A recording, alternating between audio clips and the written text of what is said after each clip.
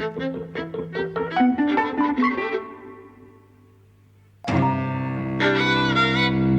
and welcome to Eavesdropping at the Movies. I'm Mike. And I'm José. And we're talking about Affair in Trinidad today. This is a film noir from 1952, and it shares similarities, shall we say, with Gilda. That's a rip-off of Gild. And a little bit Notorious as well, Yes. which it rips off to some degree. It starred in Gilda, Rita Hayworth and Glenn Ford. And this was Rita Hayworth's comeback film after 4 years away from Hollywood. Maybe you can explain what was happening, or do you know the history? Yeah, she'd been divorced from Orson Welles. She started this affair with Prince Ali Khan, which scandalized everybody. This was more or less around the same time as Rossellini and Bergman. Moved to the south of France. He was a real playboy and so on. But then she divorced and returned to Hollywood. And this was the film she made after, I think, The Loves of Carmen, The Many Loves of Carmen or something like that. I think so, yeah. And she starred in that with Glenn Ford as well, didn't she? That's right. I mean, Columbia didn't have very many stars, you know, and she was by far the biggest one. I'm a bit annoyed that this is in this box set, and I think it's basically used to sell the box set. What's the box set? Yeah, the box set is Columbia Noir 2, and it's got Rita Hayworth, on the cover, And it kind of annoys me because this is by no stretch of the imagination a B film, you know, by any definition that I understand. I mean, a B film is normally kind of a low-budget film, you know, done by a studio to be released at the bottom half of a double bill. You know, this is an expensive A-budget film with the two biggest stars at Columbia at the moment, and it was an enormous success in the year of its release. So how it becomes a B film is only really to sell this box set. What are the rest of the films in there? And, you know, would it not sell without them? Is that the implication? Well, I mean, I think the other films are lesser known. I mean, they are Framed, Ocean Drive, The Mob. There is Tight Spot, which is a little bit like this, but not. So it has Ginger Rogers and Edward G. Robinson, you know, but I'd never heard of it. And it was really Ginger Rogers sliding out of stardom. I think it's one of the last films she made. So this is by no means comparable, and I think it's a bit of a cheat to put it in this box set. Yeah, so this film cost $1.2 million. The budget ballooned because there were problems with the script. There wasn't really much of a script, and Vincent Sherman said he felt kind of conned into the film, having been shown like a 4-page treatment and then discovering after signing on there was nothing else. Rita Hayworth complained about there being no script and wouldn't come back until there was one.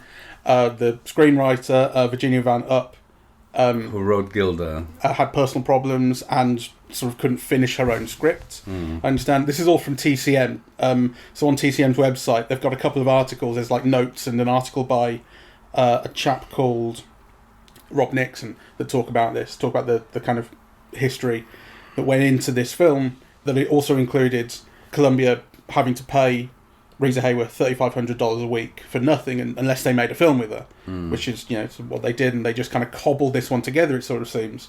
It feels cobbled together. But it made $7 million, so, you know, audiences weren't turned off. Well, no, it was one of the big hits of the year. $7 million in 1952 was a big gross, you know. I mean, obviously exceeded by things like Cecil B. DeMille films or whatever, but any film that grossed over $4 million was considered like a blockbuster. Yeah. And this was $7 million domestic as well. I don't know about international or anything. Yeah, so it was a big success. So the film is about a guy who's died in Trinidad, which we're helpfully informed at the start of the film is a British colony, and it's being opened to the wider world by the British being there, you know, so your kind of Western imperialist viewpoint is established very early on.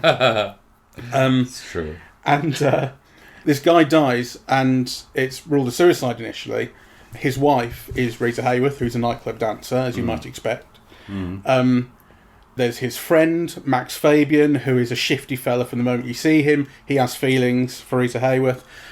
At the same time, Glenn Ford, who is the dead guy's brother, shows up. He's been sent a letter days before saying, "Come to Trinidad, I've got a job for you, it's going to be great." He shows up, is shocked to find that his brother's died. He suspects foul play. It quickly becomes apparent that the brother was murdered, didn't commit suicide. And this Notorious element to the plot, I guess, is the use of Rita Hayworth to get close to, what I say his name was, Max. Yes.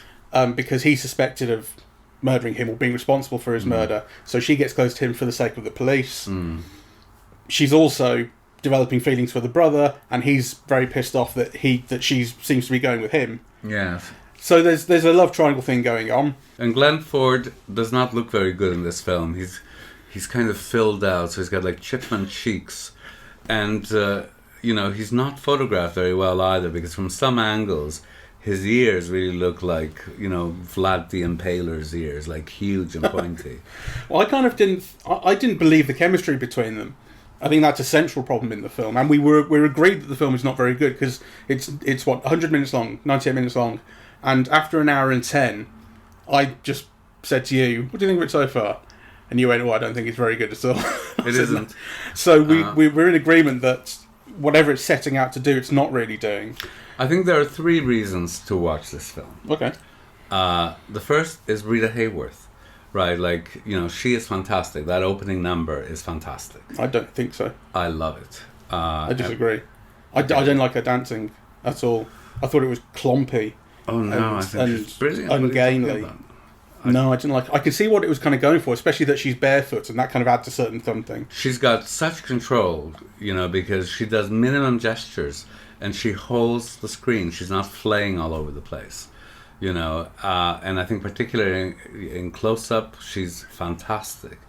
And I think you might argue with the choreography. I mean, it is kind of, choreography of a particular moment, really. I didn't like that she was barefoot, but, that's probably like the Trinidad component of the choreography, I suppose. Yeah, it's what America imagines Trinidad to be. Yeah, exactly. And who is the choreographer? It's Bettina something or other. Valerie Bettis. That's right. So you might disagree with the choreography. The song is very derivative. The Chica Chica Boom girl is what Carmen Miranda had been, and also that there's a Chica Chica song with a Carmen Miranda imitator in Phantom Lady. So it's a bit cheap to give that to like a star like Hayworth. But I think she herself is fantastic, and she moves beautifully. And actually, I was very appreciative of just even the hand gestures. They're so precise, right? And it is like a choreography of even the hands. Yeah, like kind of you can tell where her fingertips are has been decided in advance. I loved it. I disagree with all of that, apart from the song being derivative, which it is. It looked like. I mean, I honestly felt like a person who had never danced before. Oh my God, are you crazy? Yes. Yes, you are. I'm angry. I'm angry about it. I don't think it's no tour de force of dancing. It's like I said, I thought it was ungainly and clompy. I think it's wonderful. So we'll just have to agree to disagree. I mean, yeah, the second one I thought was better, and the second song I thought was better in particular. I mean, she was a dancer, and not only a dancer, but who had been performing with her father, since she'd been trained practically from the age of 3 or 4, and she'd been performing with her father, I think as early as 12 or 13 or something, right? So, I mean, she'd been a dancer all her life, right? She stands up to a stare. I prefer her to Kelly. So I'm not saying she hadn't danced before, I'm saying it looked like she hadn't danced before. Yeah, well, I just think you're wrong and you don't know how to appreciate it. Didn't think it was very good.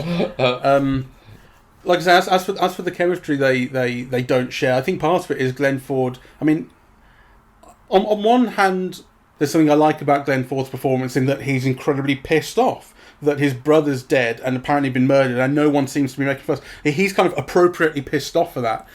But then there is this thing about him developing this relationship or these feelings for Hayworth's character, and there's this kind of 3 days they spend touring the island and falling for each other, and you're like, this is.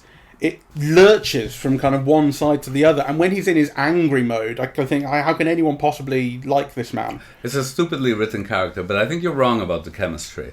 So I think they do have chemistry, and clearly they exhibited in Gilda Yes, again, I'm not saying they haven't had chemistry before. I'm saying they don't have it here. Well, I think one has to distinguish between chemistry, which is, how two actors interact, and then like a poorly written film with poorly defined roles. I mean, which is what you have here. I mean, the declaration of love came so abruptly, and it was such a cliche, and it's so poorly directed. Right? I mean, I think Vincent Sherman, he's lucky that he got to direct what he did, because there are some scenes here as amateurish as anything I've seen. I mean, you said this is like a 5 to 5 on a Friday shot, right? Like, and there are so many little situations like that. It's really derivative, and unimaginative. And it's a shame because, I think Hayworth is fantastic. I think the wardrobe is fantastic. And I think George Walker's cinematography is fantastic. All right. So those are the three elements that I would, want to see the film for. Why the cinematography? What stood out to you? There are just shots. So, for example, the shots in the port, right, which are wide shots. Yeah. I mean, I was just looking at how the lighting was like so complex. Yeah, like there's various light sources. They're all interacting to create a mood, right, as well as to light a port in the dark. Yeah, in Trinidad, right. So I do think that one of the best things about the film is the mood it creates throughout. Yes. So it may be incoherent, the plot and everything, and the characters may not make all that much sense at times. Don't. But there is a mood that I appreciate. There is, and I think it comes through Glenn Ford's anger, and it comes through the settings and the lightings and the evenings and the isolation of characters. To take like Max taking her out to talk to her and leaving her isolated, and then there are these things that they generate this kind of espionage-y, dark mood. I think most of it's created by the lighting. So there are those wonderful shots where she's been, trying to find these papers, and then she's got to hide as people come into the room, and you see her in close-up with, the people behind the screen, right? And she's lit in darkness, and they're, and the light falls on them, right? And the contrast between the two, it's just beautiful, I think. Yeah. And it does definitely create a mood. The staging as well then contributes to that, which I noticed at 1 or 2 points. It's just it's not necessarily kind of groundbreaking stuff, but just the way the characters are placed in frame, one character looking at others in the background, or the way that there's a symmetry created by the way characters stand around Rita Hayworth in the middle, for instance. Yes, I mean, I would credit that to the cinematographer because, my God, Vincent Sherman is like. Well, you've had a go at him once before on the podcast for. Have I? Well, you mentioned that he wasn't above, as you put it, sleeping with the actresses. Oh, yes, because I read his biography, and, it was kind of almost embarrassing. I like that kind of gossip. But I think in that book, it was almost kind of embarrassing, really. Yeah, it's like, he mentioned all of them. Betty Davis and Joan Crawford are the ones I remember, But it was almost like, he really hated to do it, and, he was just for saving the film, and you think, why mention it at all then? It just felt like kind of creepy. Humble bragging. Yeah. It felt like humble bragging. Look who I had to sleep with. And actually, you think, well, I mean, probably the only reason why you've had a career is because of that, because, in this film, some of the scenes are just horrible. Right, like, and there's that scene with the blonde woman kind of going in the corridor, and she looks back, and like everything is, you could predict every cliche appears in that shot. It does. I didn't mind that though because I liked her. I thought, she, I think she's the choreographer. I think that's the character she plays.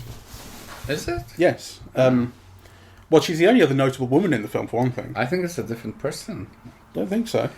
I think. Well, I've also got the review. Oh no, you're right. It is, yeah. Yeah, I've also got the review of the film in the New York Times from 1952 here, which mentions her. Right. And the review from 1952 by Bosley Crowther is not complimentary. All right. About anything, not her.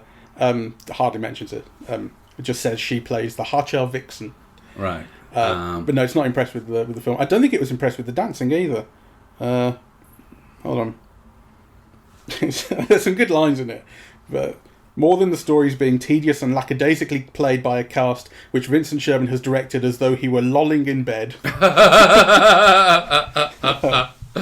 not complimentary towards Hayworth, The demurely returning Miss Hayworth proves no bargain after an absence of 4 years. In that time, we had probably forgotten what a mediocre actress she is, and now the bold fact, politely winked at in the past, hits one right between the eyes. Well, he's nuts. I mean, she's wonderful. And the dancing she does in this picture, he says, makes her look both vulgar and grotesque. Well... So Bosley is not in the tit column for the dancing. Well, I mean, he's an idiot. I mean, I think it is vulgar. I mean, well, vulgar. It's very sexual. There's no question about that. It's all about sex. But I think it's also kind of modern and interesting, really. And I think she does it beautifully. So I love watching her. Fair enough. I like looking at her, but yes. That's not the same. Well, I mean, I love watching her in motion. I think she's somebody, who moves incredibly well, incredibly beautiful. She's a joy to see, just kind of moving, really. And just to quickly return to Sherman and sleeping with his actresses, this is again from the information on TCM. Sherman noted, so I'm guessing this is his autobiography, that he was awarded a 2% interest in the film and a $10,000 bonus by Cohn for his contributions to the script and for, and this is a quote, providing a supportive atmosphere for Hayworth. What do you think that was, Jose? Well, it could be anything. Yeah, it could. I wanted you to libel him. But kind of, not very gentlemanly of him, really. So I found this an incredibly disappointing film because I love B films. Yeah, yes, I do. I love, I often find that these low-budget gangster films or, films dealing with the nether regions, but also like the nether world, of people's minds and, the forbidden and repressed things. They bring out such interesting things, and often because of low budgets in very innovative ways. This is almost like the opposite of that. This is an expensive film with big stars, that's just hackneyed because, it went in without a script and the script was never fleshed out and, the story is, very derivative and the director doesn't know how to make the most of the cast. And I think, that is very evident in the supporting cast, right? If you think of the supporting cast and how they performed in Gilda and here, they're like miles apart, right? And here it's what's his name, the cafe owner who played Uncle Pio in Gilda. In Gilda he's so charming and smooth. Here he's meant to be the same character, but it's just awful, really. It's Stephen Garay, yes, who was Uncle Pio in Gilda and who here plays Vital, the nightclub owner. I mean, and in fact, the character is the same as Uncle Pio, the way of talking, the jokes, He's really meant to evoke that happy memory of seeing him in Gilda, But he's just very poorly directed, I think. It was funny what you're saying though about the dark recesses or however you put it.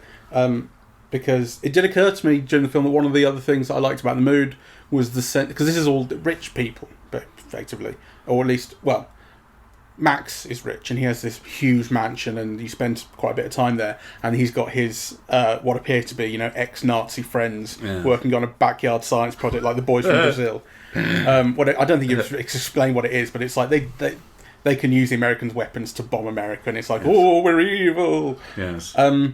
But I did like the idea that it's a community. Trinidad is like where all these rich white people go to spend their money and retreat, and like everyone there seems to have something to hide if you've moved there. There's a general feeling to that which I kind of like. Yes, I suppose so. Which you get from Max's character certainly, and also he does have something quite serious to hide. Yes, but for example, I mean, we never figure out the husband and the husband's involvement, do we? No, it's completely left hanging. So this thing that he was murdered for his involvement in this plot somehow, and there is this other character who's murdered, and he's clearly like when you meet him, he's nervous, and of all of the rest of these, I'm going to just call them ex-Nazis. They're all confident and hello, and they're drunk and whatever. But he's nervous, and so when he gets killed, you tie the two together, right? Like he was having second thoughts about something or other. Clearly, the husband must have been, but you're not actually told what he did, if he went to the police or anything like that. He's just dead.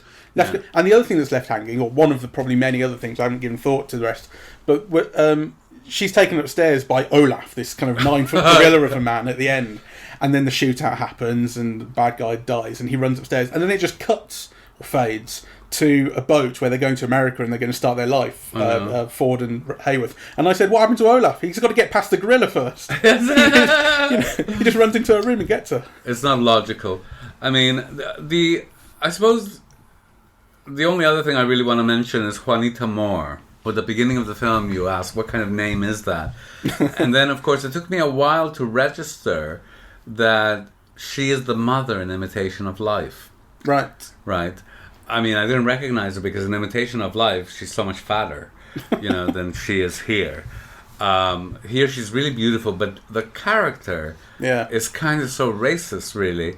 So she's like a kind of a mammy maid figure, but, who's got the wisdom of Africa carrying on to the Caribbean, right? She's like an oracle. She's constantly dispensing these West Indian proverbs. In fact, Rita Hayworth says at one point, "Is that a West Indian proverb?" And she says, "It's West Indian wisdom or West Indian house knowledge or something like that." I can't remember what she says, but like she's just constantly, she's got the gift. And that's the other thing is they say she has a mental acuity. She has mental radar. That's what they say. She knows what you're going to do before you do it, and she gets your bags unpacked, whatever it might be. It's so stupid.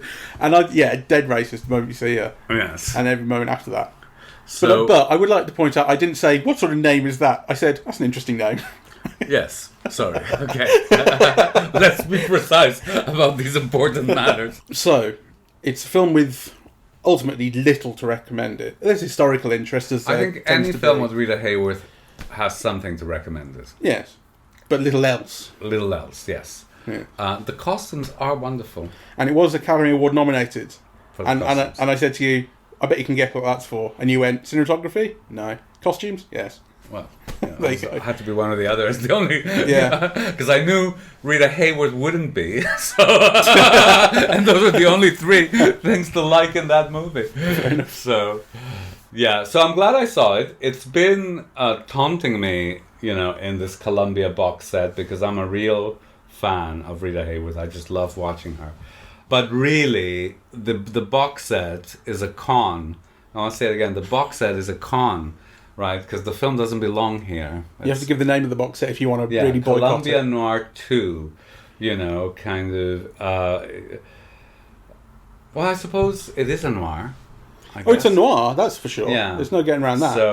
It technically fulfills the requirement of being a Columbia Noir. I take it back. It is a noir. But if your expectation is of a B movie... Well, almost all the others are. Yeah, that's the thing. I mean, it's not a very good movie, but it's not a B movie. That's right. But that's just me making it up, actually, because... So I take it back. No, it's advertised... it's advertised as Columbia Noir, not Columbia B.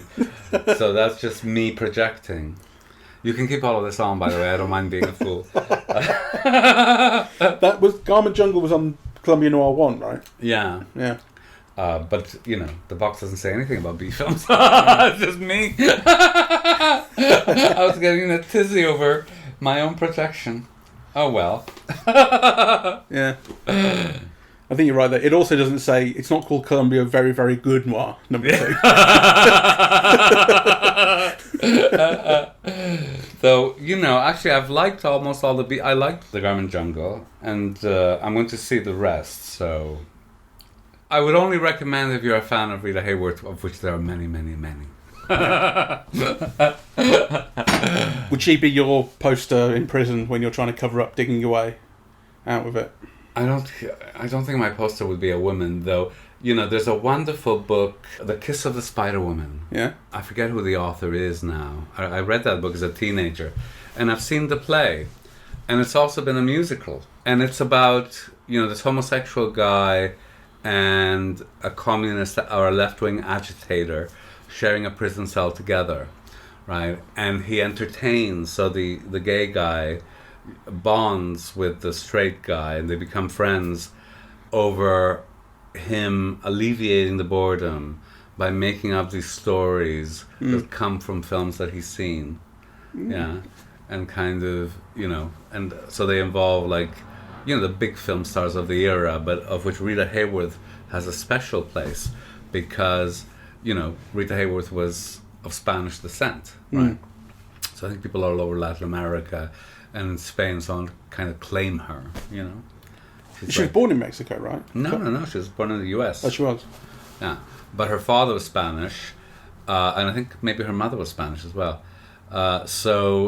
Anyway, Latin people claim her, and she's got a special role in the culture. Actually, it's so interesting because I bought this book about censorship during the Franco era, and it has a poster of a fair in Trinidad.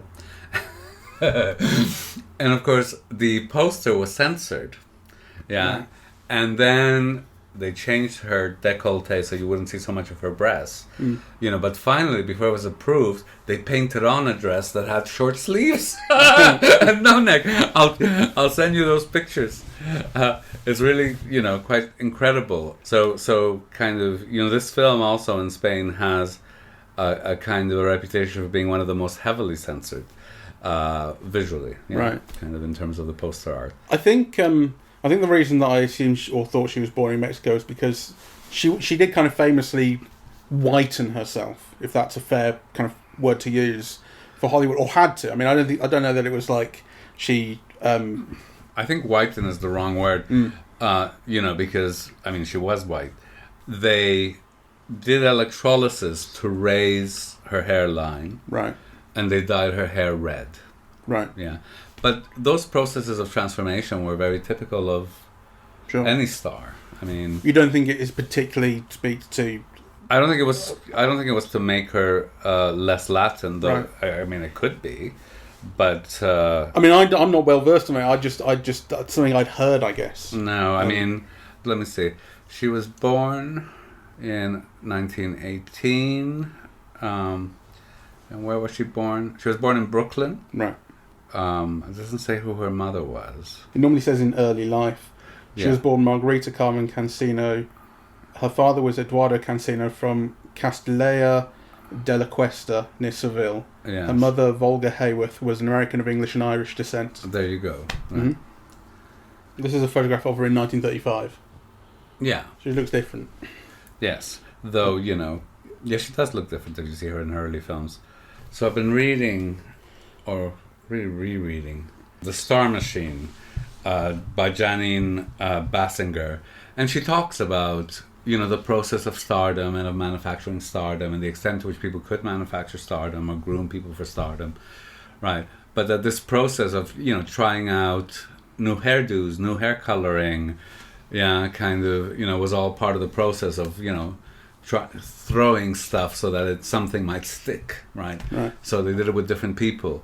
But also, if you see films like A Star Is Born, that process of transformation was, you know, a kind of a typical process. So I don't think it would have been any different for her, you know, than for other people. And she was someone who was more often in the films tied to the Irish, you know, part of her background, than to the Latin part of her background. Though, paradoxically, you know, she also did a lot of films that were about... They were either set in the Caribbean or in Latin or Argentina, or she did The Loves of Carmen, right? So there was something also that was, I mean, you know, it wasn't hidden that her father was Spanish, you know. So, but I think both parts of her background were kind of brought to bear on her persona. Yeah, this is just general from Wikipedia, as it always is with me. This is in her early career. It talks about. During her time at Fox, Hayworth was billed as Rita Cancino and appeared in unremarkable roles, often cast as the exotic foreigner. And then you get to Harry Cohn. Harry Cohn argued that her image was too Mediterranean. I mean, this is the word of someone who's not very nice, but, which limited her to being cast in, quote, exotic roles that were fewer in number. He was heard to say her last name sounded too Spanish. Judson, her then husband, acted on Cohn's advice. Rita Cancino became Rita Hayworth when she adopted her mother's maiden name, to the consternation of her father. With a name that emphasised her British-American ancestry, people were more likely to regard her as a classic, quote, American. Well, and then it goes into the dyeing of her hair and the sure. Well, that's true, you know, and it definitely worked. Which I think that's the kind of... I think it's because I knew that her birth name was not Rita Hayworth, and then I just extrapolated from there that she was Mexican and she completely changed her skin colour. Up. And I was like, no, not quite as severe as I had assumed, but or thought I knew. But there you go. All right, any last word on the film? Look, I can't pillory you too much for making me watch it. It was fine. I said, find a film that's 90 minutes long, and you went 98 minutes, and this is my choice. I gave you 3 other choices. Yeah, you did, and I was happy with this one. And yeah, I kind of like. I didn't hate it, right? I enjoyed it. It's just completely unremarkable throughout. Yes, it is. I mean, I was disappointed, to be honest, because I thought it would be better than it was. Yeah. And really, the only thing that I find remarkable is Rita and her 2 dance numbers. Which you love. End of story. All right, thank you very much for listening. We're eavesdropping at the movies, and we are on Apple Podcasts, Google Podcasts, Spotify, SoundCloud, and YouTube.